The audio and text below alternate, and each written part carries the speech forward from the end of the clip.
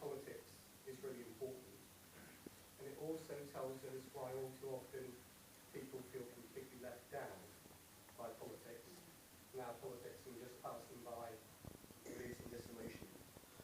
It's a community that's literally physically on the edge of Birmingham, and all too often it feels like that here. It's been beset by poor housing for generations, not enough opportunities for work or training, schools facing difficulties.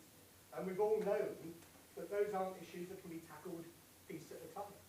You've got to have a joined up approach to doing that.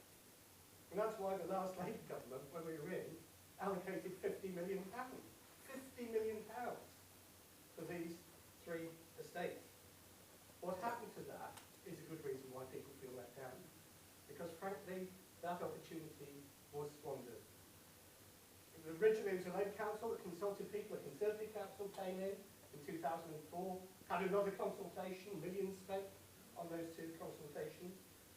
Costs of consultation went up. There were some good projects that were developed, of course there were. But nothing major happened in the way that people wanted to see. Some housing projects under the Tories stalled altogether. Worst of all, maybe, was that local people were consulted to death, but they were never given a say, a real say, in what went on.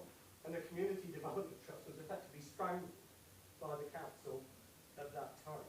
There are some excellent initiatives going on here. I mean, we've heard how someone in the introduction nearly handled 20 Park, at least our place. There's some great stuff going on Kings Norton 3 estates, but it could be so different if only we'd had a council and a government working together to transform things. And we didn't have that, and that's why, big reason why people, I think, feel disillusioned. And it's why things have got to change.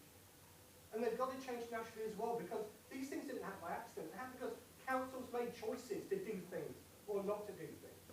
And there are choices in this election. Choices that say, if you have a choice as a government about whether you cut taxes for people earning over £150,000 a year, or if you cut the bedroom tax to 1,500 families here in Northfield, that's a choice. The current government and Rachel choose the first. I'll be quite open with you. I choose the second. So we do need a change. We need a new government that can invest in places like this, but build the apprentices we need. Also, to ensure that we build 200,000 extra hours a year, and perhaps most significant of all, to stand by the thing that we created in 1948, which we will not allow to be